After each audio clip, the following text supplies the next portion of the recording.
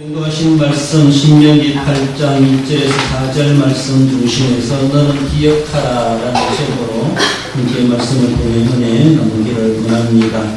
기억한다는 말은 자카르라는 그런 히브리 말을 사용하고 있는데 상기하다 이런 말입니다. 기억하다, 상기하다, 상기하라는 것이죠.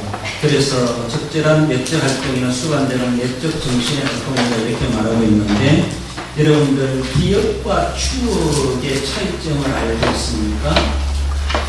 그저 어떻게 보면은 말장난처럼 보여지기도 하는데 기억과 추억은 분명히 차이가 있다 이렇게 말할 수가 있어요. 기억이라고 하는 것은 객관적인 사실에 대해서 우리가 그것을 기억하는 겁니다. 객관적인 사실, 그렇죠? 우리가 살아가면서 자기가 객관적으로 실제적인 사실, 그것을 우리가 보고 듣고 아는 것을 기억하는 것입니다. 그런데 추억이라고 하는 것은 그 객관적인 사실에 대해서 내가 의미를 부여하는 거예요.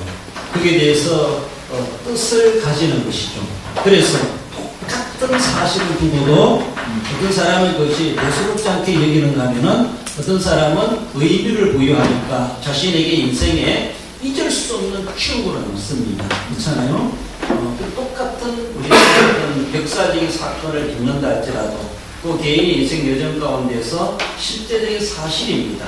그 사실을 그저 아무렇지 않게 지나가면은 잊어버릴 수가 있는 그저 기억에 불과합니다.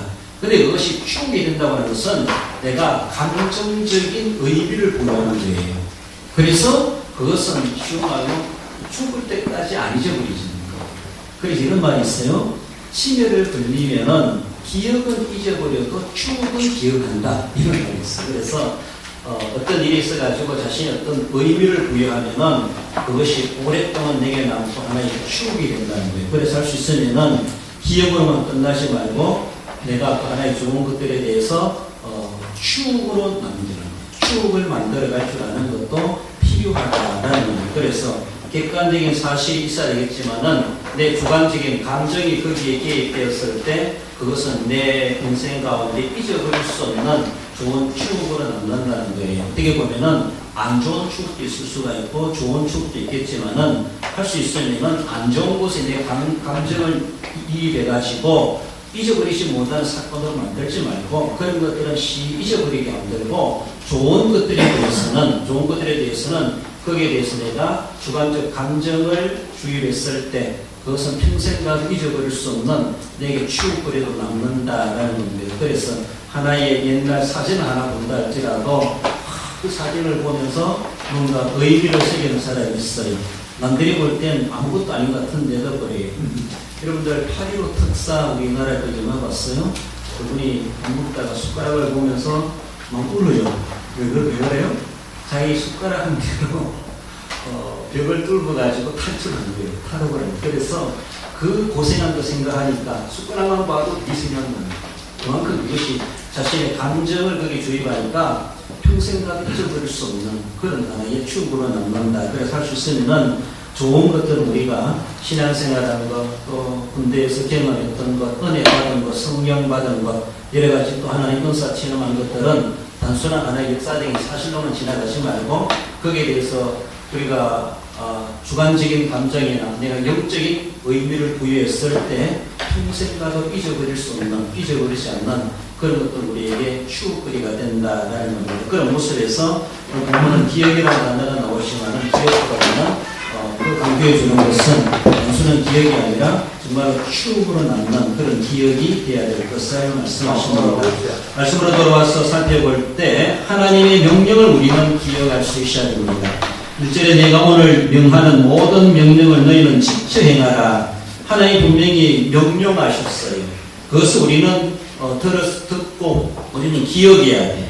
그리고 그것을 단순한 하나님의 명령으로 받는 것이 아니라 그 우리의 감정을 주입했을 때 결코 하나님의 말씀을 우리는 잊어버리지 않고 말씀을 지키게 되어지고 말씀을 지키지 않으면 정말로 견딜 수 없는 성령의 집중하심의 마음을 우리는 그렇게 보낼 수가 있을 겁니다. 하나님 이스라엘 백성들이 이스라엘 조상들이 하나님 말씀하셨죠. 언약하셨습니다. 어떤 언약을 하셨는가 하면은 창세기 13장 13절에 보면은 14절에 너는 눈을 들어 너 있는 곳에서 북남동서쪽을 바라보라. 보이는 땅을 너와 내 자손에게 주리니 영원히 이르리라 라고 말씀하시며, 하나님이 아브라함에게 떠나갔을 그것이 이삭에게 야곱에게 대로 흘러와가지고 네가 보는 이 땅을 바라보라. 어떤 땅이에요? 가나안 땅이에요. 팔레스틴. 이 땅을 아브라함에게 그리고 그 후손들에게 주시고 거기에서 영원히 살도록 해주시겠다. 하나님 아브라함에게 약속하셨습니다. 이삭에게 유효했고 야곱에게 유효했고 12아들들에게 유효했고, 그래서 400년 후에 그들 애굽에서 출애굽하여서 하나님이 약속대로 하나님 그들을 광야를 거쳐서 가나안 땅에 들어와 정착할 수 있도록 하나님이 수백 년 전에 약속하신 것을 하나님도 잊지 아니하시고 그것을 이행해 주셨습니다. 언약하신 하나님께서 언약을 이행하시는 것은 하나님이 하실 일입니다. 그렇다면 하나님의 사람들에게 약속하신 것을 하나님이 때가 되면 하나님이 이루어 가시는 것처럼 우리는 하나님 앞에 무엇을 이행해야 되는가? 하나님의 말씀을, 하나님의 명령을 우리는 되새기고 기억에 내가시고 그 말씀을 지켜드리는 것, 그 말씀 우리가 지키는 것이 하나님의 언약을 이행하는 만큼이나 우리가 하나님의 명령을 지키는 것이 그렇게 조화가 된다는 거예요. 하나님은 우리에게 뭔가 해주신다 있다라면은 우리도 하나님께 해드리는 것이 있어야 되죠. 그것은 뭔가 하면은 하나님 우리에게 언약을 이행해 주시는 것이고 우리는 하나님의 말씀, 명령을 준행하는 거예요. 그러면은 하나님과 이스라엘 백성과의 관계, 하나님과의 나와의 관계는 조화의 관계가 됩니다. 그러나 여러분들 언약이라는 것, 동맹이라는 것, 그리고 맹세라는 것, 서로가 계약이라고 하는 것은 한쪽에서 이행하지 않으면 파기되어 버립니다. 그렇습니다. 그러므로 하나님은 언약을 지키시는 신실하신 하나님입니다. 그럼 우리도 하나님의 신실하심을 본받아 우리가 지켜야 될 것은 하나님이 명하신 명령을 지키는 거예요. 그러면은 하나님께서 우리에게 언약을 지켜주시되 영원히 살게 하시겠다. 이 언약이 우리에게 성취되는 겁니다. 그러므로 하나님이 변함없이 행하여 가시는 것처럼 우리는 하나님의 명령을 기억에 내야 되고 그 명령을 되새기고 그 명령대로 내가 살아가는가 자신을 점검해 봐야 됩니다. 많은 사람들은 세월이 지나가면 잊어버려요. 우리는 자꾸 이것을 기억에 내야 되는데 잊지 말아야 될 것은 잊지 말고 계속 마음에 새겨야 되는데 잊어버리는 거예요. 그래서 우리도 옛날에 보면은 6.25를 상기하자 이런 표창을 달고 다니고 막 그런 계속 반복적인 교육을 하게 되는 것을 보고, 왜? 세월이 흘러가고 상황이 바뀌면 사람들이 죄송해요, 올챙이 시절을 잊어버려요. 그 시절 잊어버려요. 그렇게 일제 억압받고 전쟁으로 폐허가 되어 있고 그렇게 가난하고 못 살고 지구촌이 가장 빈국이었던 우리나라, 그 시절을 어떻게 우리가 살아왔는가, 이것을 더 되새겨야 되고 그 조상들이 근대해 가는 가운데 부모님들이 그렇게 해왔던 것을 생각해야 되지. 지금에 와서 편안하고 배부르니까 그때 뭐였습니까? 라면 끓여 먹지. 라면도 없었어요. 그렇지 않습니까? 그래요. 그런 시절, 너희들 라면도 없는 시절이었습니다. 지금에 보면은 라면, 우리는 이렇게 특식으로 먹는 것밖에 안 되지, 이제는. 그렇게 먹고 싶지 않은 보리밥이 이제는 특식이 돼가지고 일부러 찾아가서 먹는 것 같아요. 저는 어릴 때 너무 많이 먹어가지고 안 먹고 싶어요. 요새 또 이게 웰빙 음식이라고 했어요. 그러니까 우리가 옛날에 그런 시절이 있었다는 것을 빼앗기지만은 우리는 그것을 하나의 좋은 추억으로 남겨야 되고 기억으로 남겨야 되고 되새겨야 돼요. 그걸 잊어버리니까 오늘날에 대해서 역사성이 없는 과거의 어떤 역사였던가 그 기반에 대해서도 무시해버리고 뿌리 없는 삶을 살아가는 우리나라 사람들이 많지 아니한가, 참 우려될 만한 그런 모습들이 어떤 있기도 합니다. 그 기억을 잃어버리는 것, 그 자체가 문제가 된다는 것이죠. 세월이 흘러간다 할지라도 우리는 하나님의 유명한 말씀을 잊어버리면 안 돼요. 하나님은 수백 년이 지나가도 이 땅에 살게 하시겠다라고 하시는 하나님은 이루셨습니다. 이루어내셨습니다. 오늘날도 마찬가지예요. 예수님을 믿음으로 구원받게 하시겠다고 하나님 언약은 지금 우리에게 성취되고 있어요. 지금도 그 유효하게 이루어져가고 있습니다. 하나님이 그것이 완전히 이루어 가시는 겁니다. 주님 오시는 그날에 완벽하게 완성되겠지만은 구약이든 신약이든 오늘 이 시대 하나님도 지금도 그 언약을 이루어가고 계신다면은 우리도 하나님 앞에 내가 무엇을 이행해야 될 것인가, 하나님이 우리에게 신실하게 해주시는 것, 우리는 그의 명령을 우리는 기억하고 지켜가야 된다. 기억한다는 것 자체가 행하는 것을 말씀해 줍니다. 그러므로 하나님의 명령을 기억하라. 기억했을 때 내가 잘못 살아왔구나 분별하게 되고 있고 그리고 바르게 행동하여 살아갈 수가 있다라는 겁니다. 무엇을 기억해요? 하나님의 명령을 기억하라 말씀하십니다.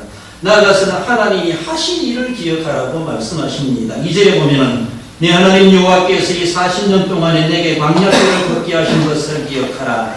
오늘 본문의 신명기는 모세가 이제 모압 땅에 와가지고 40년 광야를 지나고 끝에 와가지고 자기는 하나님 앞에 부름받을 날을 앞두고 있고 고별 설교하고 있습니다. 이제 40년이 다 됐어요.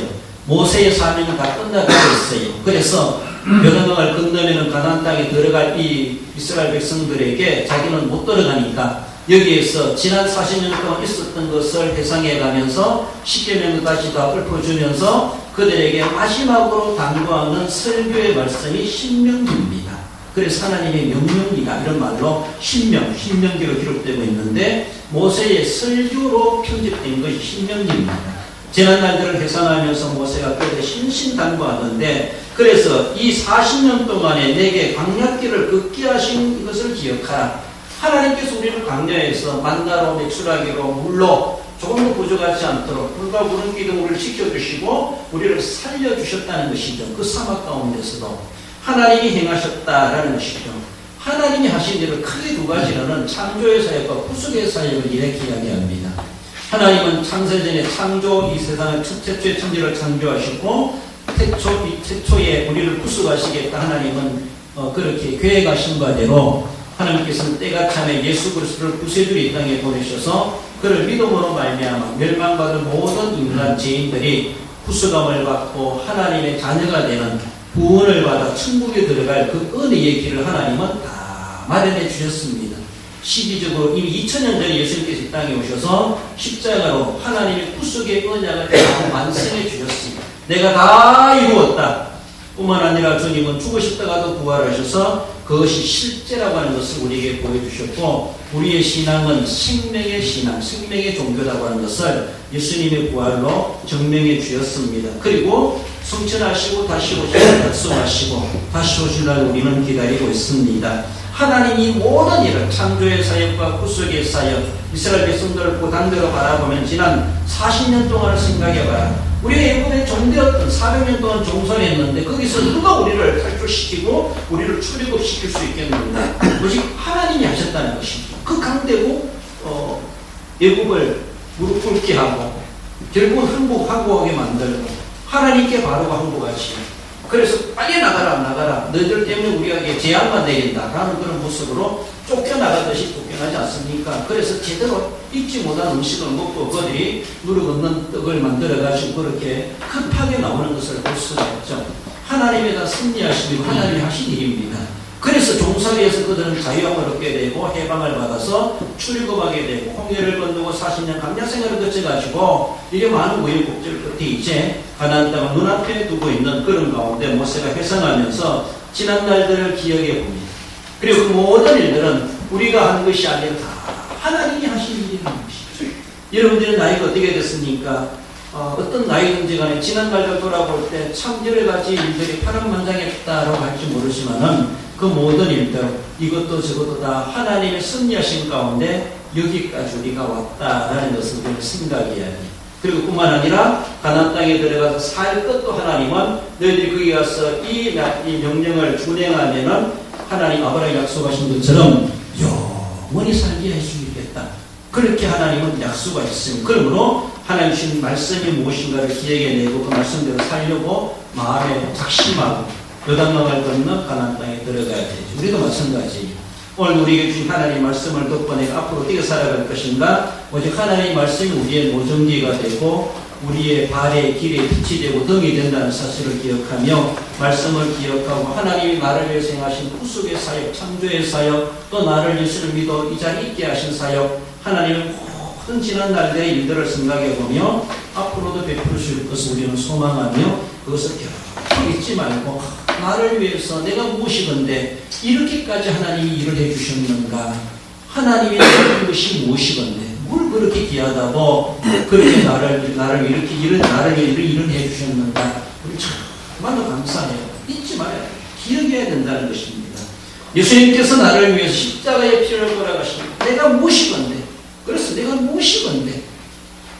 여러분들, 저도 가끔 생각해봐요. 비행기 타보면요. 비행기 타보면 밑에도 구름이 있고 위에도 구름이 있어. 우리서 밑에서 볼 때 똑같은 구름 같은데 올라가서 보니까 발 아래도 구름이 있고 머리 위에도 구름이 있어. 하늘이 얼마나 높은지. 그다음 하나님이 계신 보좌는 얼마나 높을까.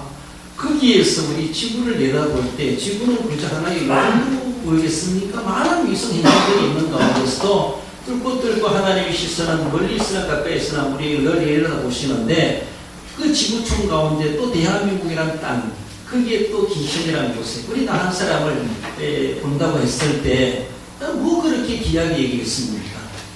하나의 점으로 기록할 수도 없는 그런 보잘것없는 존재. 우리 생각해보면 하나님과의 우리 나의 관계 생각하면 크기를 대조할 수 없는 관계. 그럼에도 불구하고 하나님은 나 같은 것을 알아보시고 나를 위해서 이런 일을 해주셨다는 것. 이런 일을 해주셨다는 것. 얼마나 귀한지. 그렇습니다. 창세기 19장 4절에 내가 애국 사람에게 어떻게 행하였은가 내가 어떻게 독수리 날개로 너희를 업어 내게로 인도하였음을 너희가 보았느니라. 본 것을 분명하게 기억하라는 것이죠. 신명기 29장 16절에도 우리가 애국 땅에서 살았던 것과 너희가 여러 나라를 통과한 것을 너희가 알며 많은 대적들이 있었지만은 애국에서 살았던 것도 기억해내고 오면서 40년 동안 무슨 일이 있었던가도 기억해내고 그 모든 것들은 하나님이 하신 일들이라는 것을 결코 잊지 말고 가나안 땅에 들어가면은 제발 하나님 말씀 꼭 기억하고 하나님 하신 일을 꼭 기억하고 잊지 말고 잊지 말아라. 잊지 않으면은 감사하게 됩니다. 보답하려고 하게 됩니다. 이것을 모세는 그렇게 당부합니다. 우리도 살아가면서 잊지 말아야 될 것은 나 같은 것을 하나님의 형상으로 창조해 주시고 때가 참에 예수님을 알고 믿어 구원받게 하신 하나님의 놀라운 구속의 사이 우리는 평생 다 잊으면 안 됩니다. 내가 예수님을 믿어 구원받게 된 것은 세상 그 무엇과도 바꿀 수 없는 은혜입니다. 할렐루야. 그렇습니다. 그건 우리는 절대 잊으면 안 돼요. 죽어가면서도 잊으면 안 돼요. 잊어버리면 안 돼요. 기억해내야 돼요. 구속의 은혜의 감격만큼은 그래서 다른 거 다 불타도 믿음은 불안탄다 그러잖아. 다 떠내려가도 믿음은 떠내려가지 않는다 그러잖아. 금보다 귀한 믿음이다 이렇게 말합니다. 왜? 그만큼 의미가 있고 가치가 있어요. 그 믿음에 대해서 우리가 내가 추억이 죽어도 잊어버릴 수 없는 하나님이 예수님이 날 위해서 오신 그 구속의 사역 그 무엇과도 바꿀 수가 없고 다 망가져가도 그랬다잖아요. 치매 걸린 엄마 나 누구나 딸이 물어봐도 몰라. 아들이 와서 몰라. 예수님이 누구라고 나의 주님이시지. 그거는 안 잊어버립니다. 아들, 딸 다 잊어버립니다. 적어도 우리가 정말로 치매 걸리면 안 되겠지만은 치매 걸린다 할지라도 예수님만큼은 잊어버리면 안 돼. 예수님이 나와 어떤 관계입니다. 나의 구세주이십니다. 예수님 하나님 아들이십니다. 예수님은 나의 주님이십니다. 그래. 아들, 딸, 남편, 부인 몰라본다 할지라도 예수님은 알아버려요. 얼마나 귀하죠. 마지막으로 기억해야 될 것은 하나님의 뜻을 기억하는 것이죠. 하나님의 뜻을 기억한다는 것은 그 기억한 대로 살아가는 겁니다.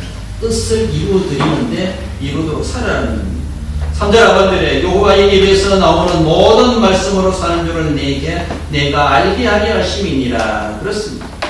이는 자기 민족만이 아니라 하나님의 뜻을 이루고 그 영광을 위해서 살아가는 삶을 하나님은 말씀합니다. 우리는 자꾸 세상에서 자기 만족 위해서 살아가요. 이거는 우리가 진짜 하나님의 은혜를 알고 기억하는 사람이라면은 사도 바울이 고백해 주는 것처럼 먹든지 마시든지 살든지 죽든지 우리는 하나님의 영광이 1순위예요. 사람의 제일 되는 목적, 내가 사람으로 태어난 목적이 무엇일까? 제일 되는 목적은 하나님을 영화롭게 하는 거예요. 영원토록 그를 즐거워하는 거예요. 이것이 내 인생의 목적이라는 것을 우리는 분명히 알아야 돼요. 이것이 그 사람의 인생의 가치관이고 세계관이에요. 이렇다면은 들을 것이 없고 세상 사람을 부러울 게 없어요. 하나님을 위해서 내가 살아가고 있다고 생각했을 때 하나님이 나를 책임져 주시는 것이죠. 나를 세상에 버리신 분이 하나님이시고 내 인생을 오늘까지 살게 하신 분이 하나님이시고 앞으로 살아갈 날도 하나님께서 계수하시고 하나님께서 내 발걸음 인도해 가신 하나님을 위해서 내가 사나 죽으나 내가 하나님 위해서 오늘도 산다. 늘 그런 마음 가지고 하나님의 뜻이 무엇일까? 오늘도 내가 하나님의 뜻을 이루어지는 삶을 살아가야지. 이런 우리의 거룩한 고민, 거룩한 부담을 가지고 살아가야 되죠. 하나님께 받은 은혜에 대해서 우리는 나도 어떻게 보답할고 이런 고민을 가지고 살아가요. 그래서 give and take라고 그랬죠. 우리가 받았으면 줄 줄도 알아야 돼요. 받은 자이기 때문에 또 줄 줄도 알게 되죠. 어떤 사람은 어릴 때 크면서 사랑을 받아본 적이 없으니까 사랑할 줄도 모른다 이렇게 말해요. 그렇잖아요. 그러니까 성장 과정이 얼마나 중요한가. 어른이 되면 못 고칠 수 있다 이렇게 말을 하게 돼요. 그래서 어릴 적부터 정상적인 가정에서 자라나고 화목한 가정에 우애 있게 자라났으면은 그 인격 형성이 정말로 성품이 잘 형성된다는 것이죠. 그렇지 않은 사람도 없잖아 있겠지만은 혹여나 그렇지 못한 환경이 있다라면은 예수님으로 신앙으로 말미암아 우리의 부족한 점을 채워가면서 우리의 인성이 우리의 영성이 바르게 잘 성숙해 갈 수 있도록 자기를 다듬어 갈 수 있어야 할 것입니다. 그렇습니다. 받은 은혜에 대해서 나도 베풀 줄 아는 그런 인성, 그런 마음 자세, 그런 갚고자 하는 보답하고자 하는 그런 자세가 우리에게 있어야 된다라는 것이죠. 예수님도 마태복음 10장 8절에서도 너희가 그저 받았으니 그저 주어라. 뭔가 받았으니까 준다라기보다 내가 하나님 앞에 값없이 그저 주시는 선물 은혜를 우리는 받았습니다. 그저 준다, 값없이 준다, 선물 준다, 은혜 준다 다 값없는 소리예요. 값없는 일이에요. 하나님 우리에게 그저 주셨습니다. 내가 무엇이는데 그래서 우리도 받았으니까 나도 그저 줘야지. 뭔가 대가를 바라보고 보상을 바라보고 상을 바라보고 주는 것이 아니라 내가 그렇게 나도 하나님께로부터 받았으니까 나도 이웃에게 받았으니까 나도 이것을 필요한 사람들에게 나눠줘야지. 또 나눠주는 것도 있잖아요. 당사자 가면 그저 품맛이밖에 안 돼요. 내가 나에게 밥 샀으니까 나도 너에게 밥 샀으니까 품맛이라. 예수님의 진정한 기브앤테이크의 정신은 우리 교회들은 수요일날도 말씀을 나누겠지만은 내가 이분한테 받았으면은 내가 받은 것을 그분에게 갚는 것이 아니라 그분에게 갚는 것은 인간관계에 불과해요. 인간관계 속에도 필요해요. 그러나 대신 관계, 하나님 관계는 내가 사람들에게 도움받았으면은 나보다 못한 이것을 필요한 사람들에게 또 나눠주는 거예요. 객과 고아와 가부와 가난한 사람들에게, 갚을 길이 없는 사람들에게 내가 주는 거예요. 이렇게 돼서 나도 받고 나도 나눠주고 그러면 내가 이 사람에게 한 것이 하나님께 한 것입니다. 내가 이 사람에게 한 이 사람에게 갚으면 그 인간관계에 불과해요. 그것도 참 중요해요. 인간관계 지속되려면 서로 주고받고 해야 돼요. 계속 받으려면 하지 말고 공짜만 좋아하지 말고 이 사람과 계속 지속적인 관계를 맺으려면 서로 주고받고 해야 돼. 하나님 앞에도 마찬가지. 이 사람하고도 계속 주고받고 하지만은 내가 받은 그 은혜에 대해서, 받은 물질에 대해서 나보다 못한 좀 필요한 사람들에게, 객과 고아와 가부와 가난한 사람들에게, 갚을 길이 없는 그 사람들에게 내가 그저 주었을 때 하나님이 내게 갚아주신다는 것이. 왜? 하나님이 책임져 주신다는 것이. 그들의 아버지가 되시는 우리 하나님이시다. 그런 모습에서 너희가 그저 받았으니 그저 주어라. 그렇게 말씀하고 있습니다. 앞에서 말씀드렸지만 우리나라가 일제강점기와 한국 전쟁으로 인해서 중국사회에서 최빈국의 하나로 그렇게 전락되었던 것, 저도 전후 세대지만은 잘 모릅니다만은 그런 일들을 실제 역사라는 것을 우리는 알고 있습니다. 우리는 건대해야 되는 그 기반 위에 태어나가지고 또 IT 문명 세계 최고의 이런 나라 속에 우리가 태어나고 자라나다 보니까 별로 우리와 상관없는 옛날 이야기 같지만은 그러나 그 옛날이 없었다면은 그 아름다운 옛날이 없었다면 오늘 우리 대한민국이 어디 있겠습니까? 아무리 몸부림쳐도 동남아 어느 나라만큼 중간치 갈랑가 아무리 했었다면은 그러나 우리가 그때 그렇게 우리를 도와준 분들이 있었고 도와준 손길들 때문에 우리나라의 마중물이 되었고 그것이 하나의 종잣돈이 되었고 그것이 하나의 씨앗이 되었고 그것이 우리나라의 모든 사회 전반적인 부분에 하나의 기초가 되어 기반을 이루게 될 수가 있었다는 것을 우리는 결코 잊지 마. 근본적으로 하나님이 주신 은혜이겠지만은 하나님은 또 사람들을 통해서 그거를 승리해 가시고 이루어 가셨다라는 겁니다. 6.25 전쟁 때도 이웃나라 16개국이 미국을 비롯한 16개국이 유엔군을 조직해가지고 우리나라 전투병을 보내가지고 정말로 알지도 못하는 조선 땅에 와가지고 그들이 그렇게 죽어가면서 많은 희생자를 내면서 전쟁을 치르게 했던 것도 알고 있습니다. 전후에 또 피해가 된 나라를 복구하는데도 정말 알게 모르게 우리를 위해서 그렇게 박애의 정신, 기독교의 성경의 기반으로 해서 이웃사랑의 정신이 박애정신, 성경에서 나온 그러한 정신이라고 볼 수가 있습니다. 그런 정신으로 우리에게 알게 모르게 도와준 그런 사람들. 우리가 물자적인 뿐만 아니라 이제 영상도 보겠지만은 우리에게 생활, 경제 생활 기반을 보게 하는 그런 것들을 우리에게 공급해준 특히 미국이죠. 미국에 있는 사람들 그런 데서 우리가 많은 도움을 받았다는 것이 얼마나 귀한지. 그래서 한 잔의 우유를 주기보다 한 마리의 젖소를 줘가지고 우유를 생산하도록 만들자. 이런 정신으로 페퍼 인터내셔널 그 단체에서 우리나라에 그렇게 소도 보내주고 무정자 계란도 보내주고 그리고 우리나라 전쟁 때문에 어떤 막 이라든가 목이라든가 우리를 병을 옮기는 그런 것들을 주기 위해서 DDT를 살포해가지고 벌도 다 주고 그래가지고 벌도 수만 마리를 벌통 200통을 비행기로 실어가지고 우리나라에 보내가지고 그런 것들이 벌이 날아다니면서 하수원의 꽃들을 수정하게 하고 이렇게까지 신경을 쓰는 사람들이 있었다는 걸 알았습니까? 저도 몰랐습니다. 알고 보니까 그런 사실이 있더라는 것이죠. 그렇게 받은 것을 나눠줄 줄 알았다라는 이런 생각해 보며 너는 기억하라. 분명히 하나님 명령을 기억하고 하나님 하신 일을 기억하고 나는 그렇다면 어떻게 살아갈 것인가 기억한 대로의 하나님의 뜻을 새기며 살아갈 수 있어야 할 것입니다. 우리 잠시 한국을 위한 노아 방주 작전이라는 영상을 보고 말씀을 맺도록 하겠습니다. 준비가 되었습니다.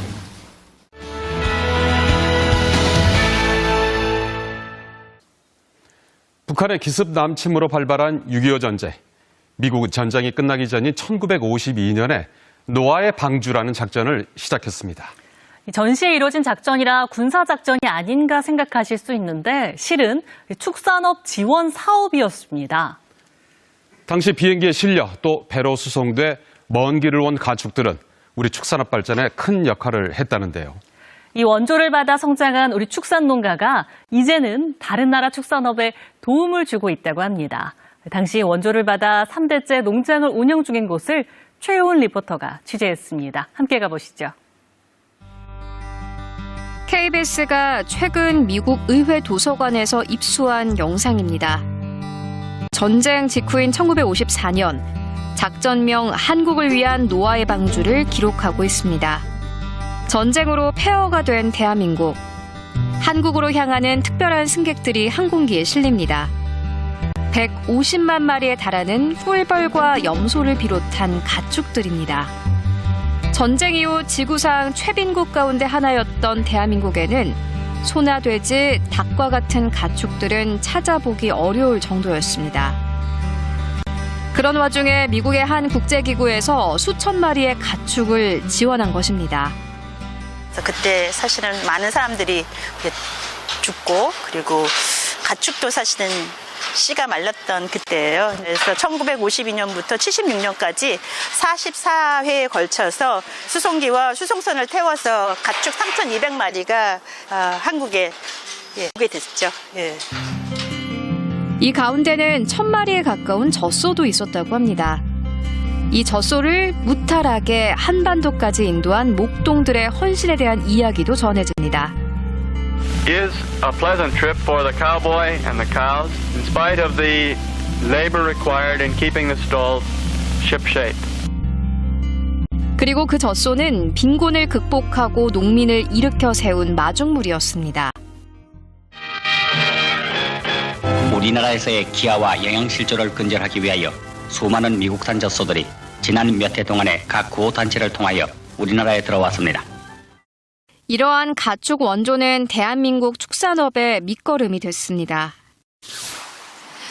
전쟁으로 모든 것들이 무너졌던 이 땅에 미국의 한 비영리 단체가 보낸 가축들은 대한민국의 재건의 씨앗이 됐습니다. 전국으로 보내진 가축들은 많은 농가들의 삶의 기반이 됐다고 하는데요. 이곳 여주에서 3대째 농장을 운영 중인 최충희 씨의 성공담도 할아버지가 받았던 소 2마리에서부터 시작됐다고 합니다. 함께 만나보실까요? 안녕하세요. 지금 뭐 하시고 계신 거예요? 소들 밥 주고 있었습니다. 리포터님도 한번 사료 줘 보실래요? 저도 한번 해볼까요? 네네네. 이른 아침부터 밤까지 부지런히 소들을 돌보는 최충희 대표는 21살부터 20년 넘게 농장을 운영한 베테랑 축산인입니다. 어렸을 때도 꿈이 뭐 이런 쪽이셨나요? 어떠셨어요? 국민학교 1, 2, 3, 4, 5, 6학년 내내 낙농업, 축산업이더라고요. 그때 어려서부터 이제 아버님 일하시는 거 보고 그때부터 그냥 축산을 해야 되겠다, 소를 키워야 되겠다. 어려서부터 그냥 머릿속에 그냥 그렇게 왔던 것 같아요. 축산인이 되겠다는 최 대표의 꿈은 할아버지로부터 큰 영향을 받은 것입니다. 처음 시작은 63년도에 이제 할아버님께서 NGO 단체로부터 들어온 소를 분양을 받은 걸로 시작을 됐어요. 그래서 그걸로 해서 고모 삼촌들도 다 이제 학업하고. 한 마리의 젖소로 시작한 농장은 최 대표까지 3대째 이어졌고 현재는 사육두수가 100마리가 넘을 정도로 성장했습니다. 얘는 태어난 지 얼마나 됐나요? 이제 3일 됐습니다. 지금 한 3일뿐이 안 돼서 안하무인입니다. 지금 뭐 어떻게 먹어야 될지 뭣도 없고 그냥 막 고집만 부리는 거예요 지금. 60년 동안 부침도 있었지만 건실하게 발전한 이 농장에 아주 반가운 손님이 찾아왔습니다. 대표님 안녕하세요. 네, 안녕하세요. 오랜만입니다.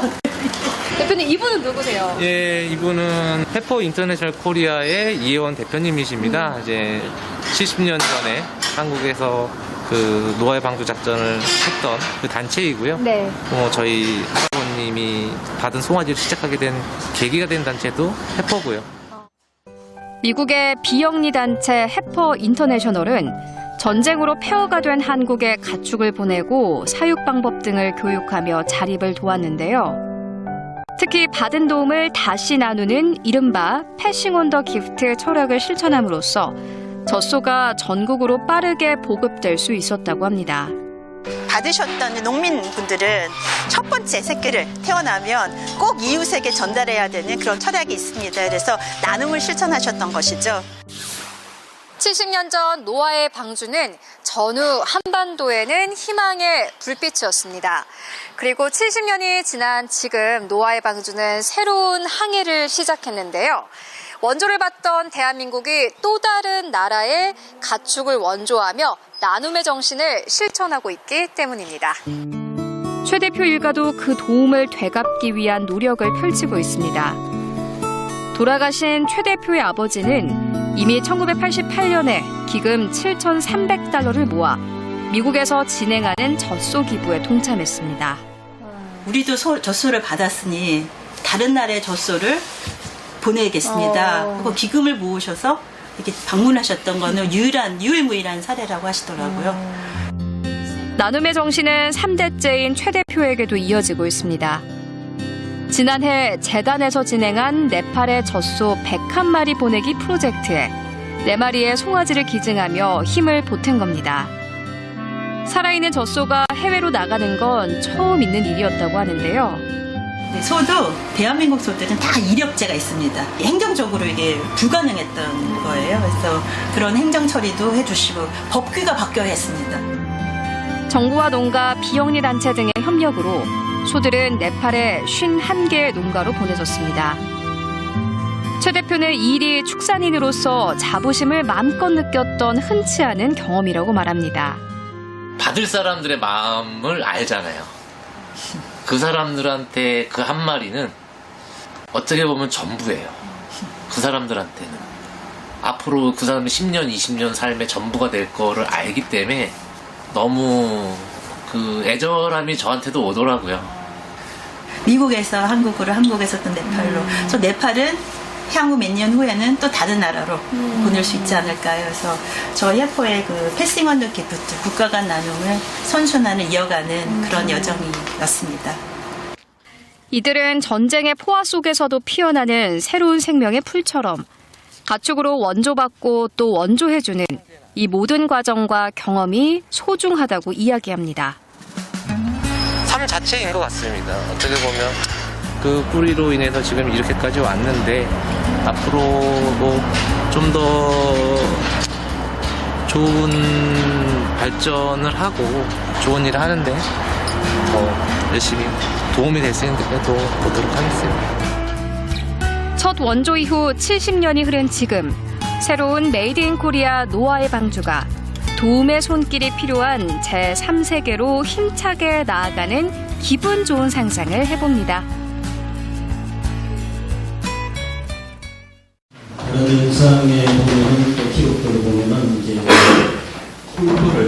벌통을 보내는 그런 건데 우리가 보통 항공기가 18,000피트를 날아가는데 벌들이 그렇게 높이 올라가면 안 된대요. 그래가지고 한 4,000피트라는 얘기를 전공비행해가지고 우리나라까지 한 3, 4일에 걸쳐가지고 우리나라까지 운송되었다 그런 말도 있어요. 그만큼 좀 우리가 무엇이건데 이웃나라 미국에서는 그렇게까지 했던가 생각해 보면은 우리만이 아니라 정말 그렇게 우리에게 도움을 줬다는 것에 대해서 또 그들은 베풀 줄 알 수 있었다는 것이 바로 이런 하나님의 말씀에서 가르쳐준 그런 실천이 아닌가 그런 생각을 해봅니다. 페퍼 인터내셔널, 페퍼는 말이 송아지란 말이에요. 송아지 다른 의미도 있는데 그래서 한 잔의 우유를 주기보다 젖소를 보내가지고 자기가 만드는 이런 하나의 운동으로 그렇게 했다라고 생각해 보면 우리가 받은 은혜에 대해서 이웃에게 또 가난한 사람들에게 또 하나님께 우리가 보답해가는 그런 삶을 결코 기억하는 만큼의 실천해 갈 수 있을 것입니다. 우리 결론적으로 읽어봅시다. 많은 사실들 중에 세월을 초월하여 반드시 하나님이 명령하신 말씀과 하나님께서 행하신 일들을 기억하고 받은 은혜대로 감사하고 사랑을 실천하여 하나님의 뜻을 이루어드리는데 힘쓰는 성도가 됩니다. 우리 모든 중개자는 여러분들 이러한 복된 삶을 살아가시기를 주님의 이름으로 축원드립니다.